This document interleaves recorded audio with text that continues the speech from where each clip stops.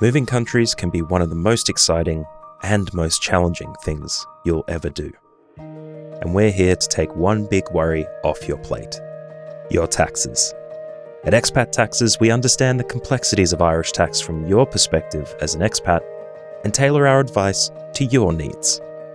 With decades of expertise, our team at Expat Taxes will help you navigate tax residency, cross-border taxation, reliefs and returns, and will work with your country's tax advisor to make sure your taxes are sorted. Whether you're an individual or a corporation coming from Australia, the United States, the UK, or anywhere in the world, we want to help you. So visit us at expattaxes.ie to book a consultation today, and let's make moving to Ireland easier together.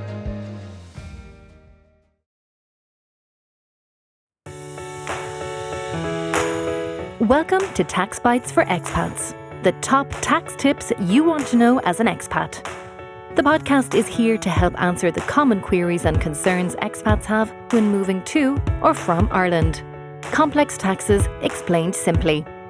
We'll focus on the Irish and international tax issues to be aware of to ensure you save time, money, and stress. Hi everyone.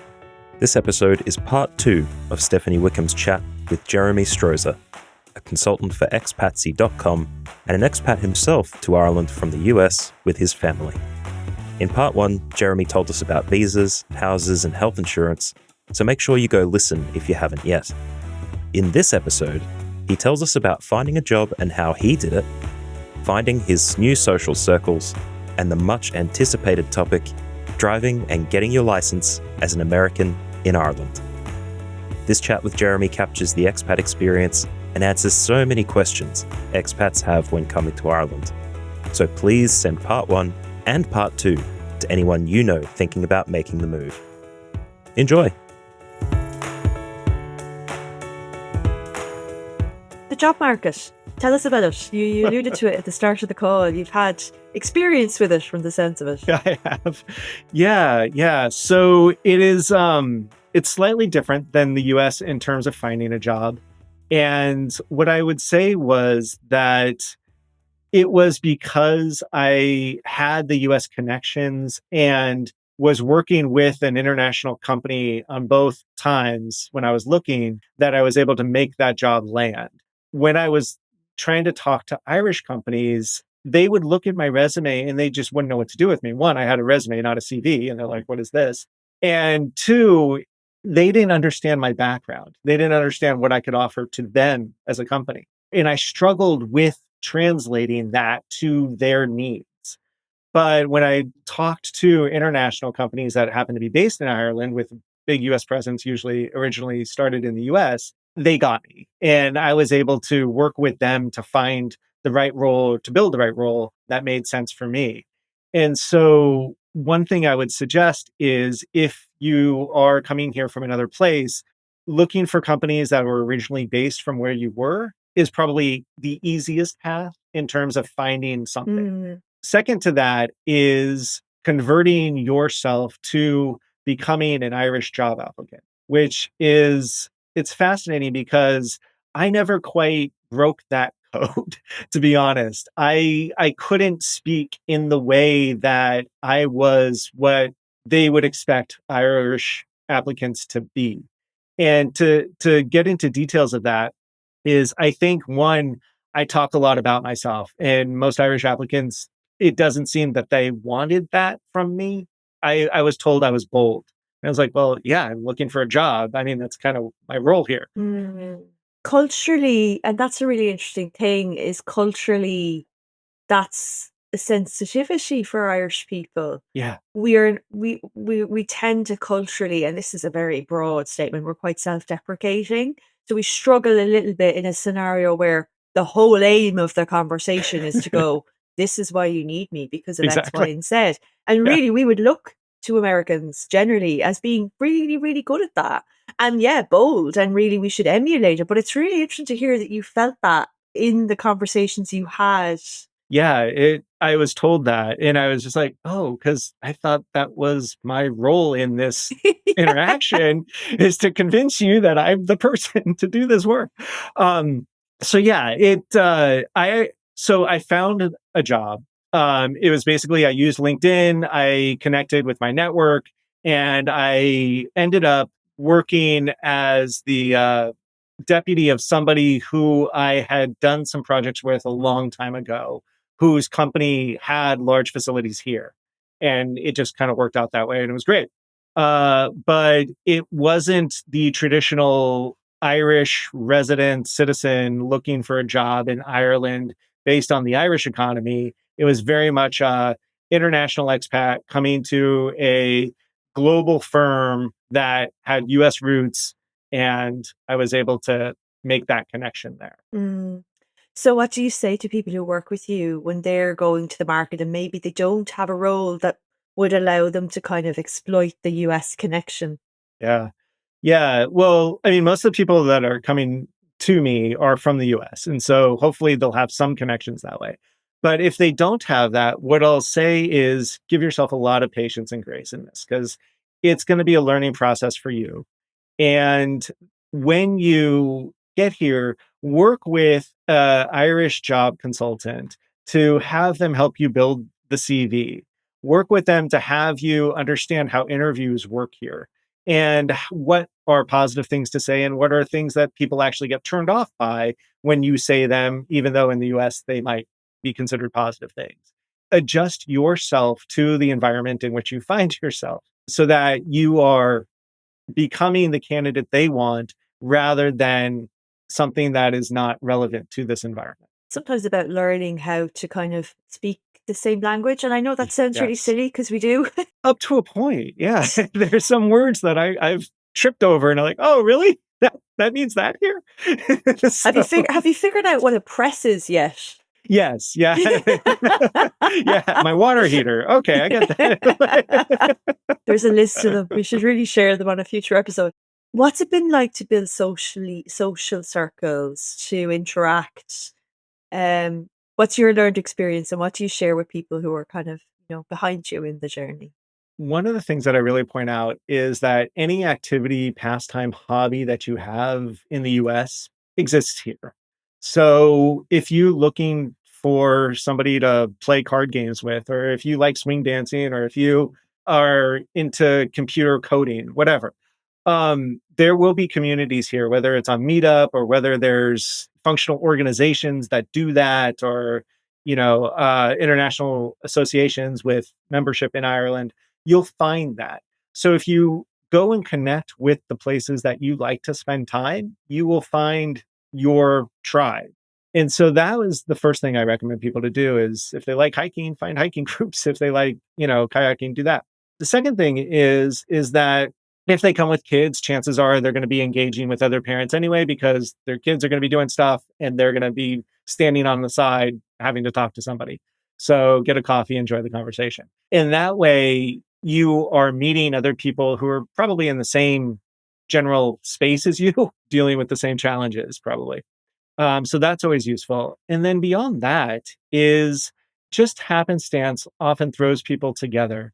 If you find yourself on the train sitting next to somebody and you strike up a conversation, that's a great way to just meet someone and find out, hey, what do we have in common? What you do that's cool and different than anything I've ever experienced? And you'll end up potentially being, long-term connection with that person too. So allow all of those things to take place. What's your observation about how those interactions happen here versus how you would have experienced them in the US? They're a little different. Yeah, definitely. People don't talk to those they don't know as quickly here as they do in the US. Okay. I think if you're a blow-in, which is somebody not from here, then you are more likely to talk to another blow-in. But Mm. if you're somebody from here, you're less likely to talk to the blow-ins straight away than if there's something that connects you. So if you're doing the activity together, or if you're, have a shared experience because both your kids are in the gymnastics class, then you'll have those conversations. But otherwise, chances are you probably won't.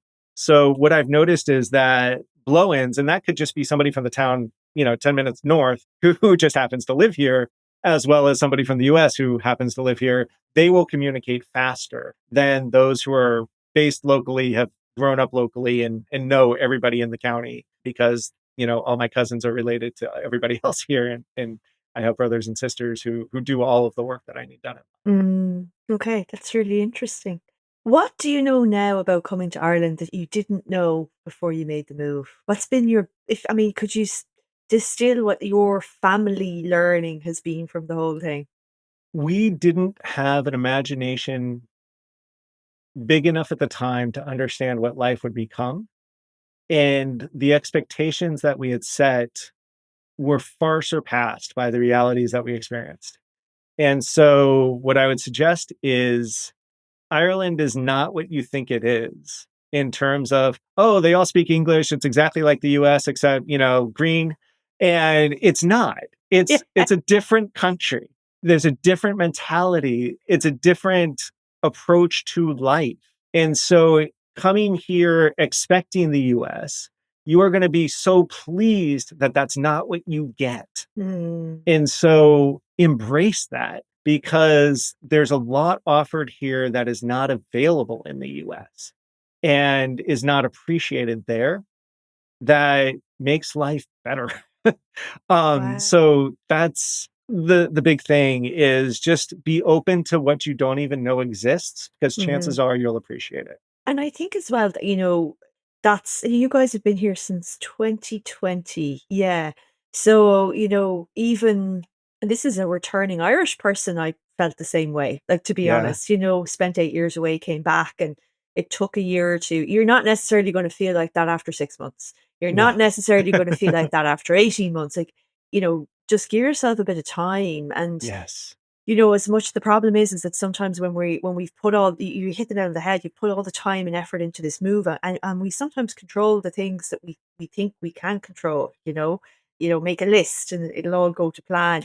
You just kind of have to have a bit of patience, and at the end of it, you're not necessarily even the same person you were when you got on a plane to leave, are you? You're different. Not at all. No. And the criteria you'd set for the move are completely different now. Mm, And so, yeah, you're a different person. Your goals are different. Your outlook is different. And I'm very much a fan of the Eisenhower quote is plans are useless, but planning is essential. And so the process of going through that, how do we make this work, is so much more important than the specific, here's what we're going to do every step of the way, because that's going to get blown out the window as soon as you get on the plane and things don't go the way you want. But the process of thinking through what's going to work, what's going to work, what's going to work, how does this work? That's what allows you to then become the thing you didn't even know you could be. brilliant way to sum it up. We could have lots more to talk about. A couple of things I'd love to kind of pick your brains on Sure. is learning to drive on the opposite side of the road.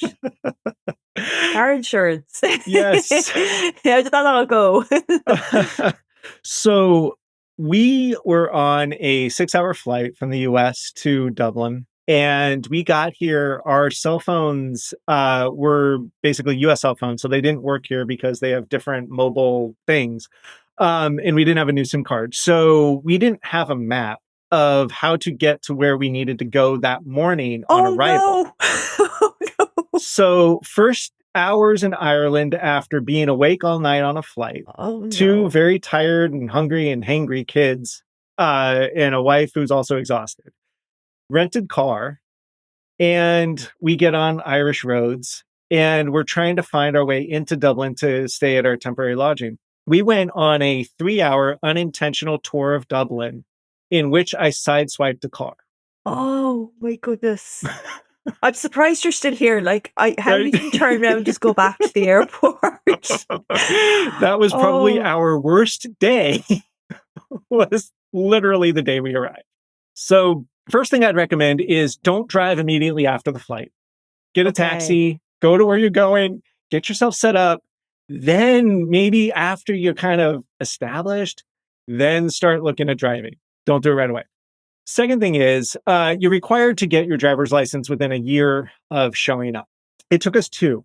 The reason for that was COVID, delays in the testing system, and all that. So, what I recommend to people is try to get it done in the year, but that's not like they're not going to arrest you if that doesn't happen. Like, Right. you get it done with what can happen based on the way the system works. So, that's fine. In terms of the psychology of driving, it is so different. And it is a mental shift that you have to make. And so the plasticity of your brain is tested and changed due to that. How is it different? This is completely interesting. I never would have thought this. You find that experience of driving here in terms of the side of the road or the interaction with the drivers? Side of the road, particularly, it just switches Okay. everything. And you're on the other side of the car, you're on the other side of the road. Everything is backwards in terms of what you knew. Mm, And when your brain makes this change, it's not replacing what you knew, it's adding new neurons to your brain. So your brain is actually growing, getting stronger, getting more powerful because of having to learn how to drive this way, okay. which is an awesome thing. It actually makes you healthier. So that's positive. The process is hard. And for the first, I'd say about 6 months at least, every now and then I turn the wrong way and my wife would yell, "You're in the wrong lane." Like, oh, yeah. So, the Wow. Irish drivers were very patient with us. So, do you find the experience so there's kind of like there's some rules of the road here and people might not think that they're like adhered to across the board, but generally find in traffic Irish people are quite good at letting each other go. Yes. Whereas in other countries, that's just a Oh, non-negotiable. You're not getting in front of me. Like in Australia, you weren't getting in for love nor money. But yeah. here, it's kind of like a collective, okay, you go. We'll let the traffic go. Did you notice that? We have definitely noticed that. And we think that speaks to something that is bigger than driving, but is that Ireland as a whole is there is this sense of community here, which is one of the things we love about Ireland, is we're all in this together. How does everybody get to participate? And that is beautiful. And we have seen that on the roads so much where particularly in rural roads where it's like this little tiny one path that's got grass growing in the middle and two cars are coming in the same opposite directions.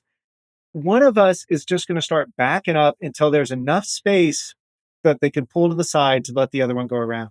Do you know what they're called officially? I don't know. Cabbage jewelways. Totally fitting, It absolutely really makes perfect. sense, doesn't Yes. it? It's exactly what it is. It's not official. Sorry, I'm joking.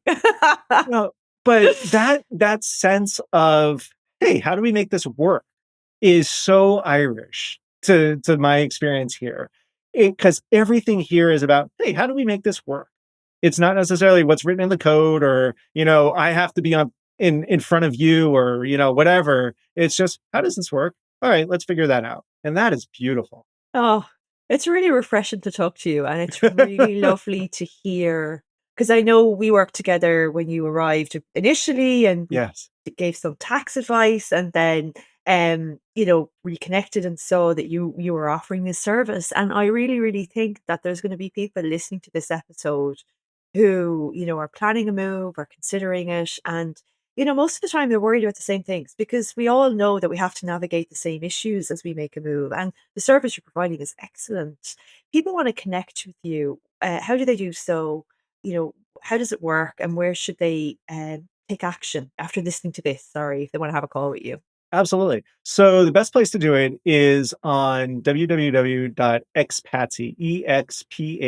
www.expatsy.com. And then if you click on Ireland, you'll see there's a Jeremy in Ireland link there that you could schedule a time to talk with me. And anyone who schedules from that, I'll talk to you. But I'm also going to set up a special link that allows people from Tax Bites to contact me for 20% off. So that if you've heard this podcast, you'll have that link and then you don't have to pay the full rate. You could pay 20% less. And I'm happy to talk with anybody. I know everybody's situation is different and I will listen to what it is you want, where you're coming from, what your lived experience is, and then what makes sense for you. And I'll help you. And to be honest, some of the people I've talked to, Ireland wasn't the right choice for them. And that's Mm, okay. I will mm. help them find the right choice and I will connect them with somebody else who can help them in that place make that choice work for them. So whatever works for you is what I'll try to do. That's really, really good. So we will drop the link to that discount code into the show notes, so people should be able to find it there. I've really enjoyed talking to you. It's just been really, really nice. We kind of by the by hear these experiences when we speak to clients and give them tax advice. But it's really, really nice to hear it from somebody who's actively helping people. Thank you so much for taking the time out today to join us and record this episode. Absolutely. Thank you so much, Stephanie, for the opportunity. It's been fun. Thank you. Thanks for listening to Tax Bites for Expats. Please do leave a rating or review wherever you listen to your podcast. And as always, remember to take professional tax advice specific to your personal circumstances before acting or refraining from action in connection with the matters dealt with in this series. The material in this podcast is intended to give general guidance only.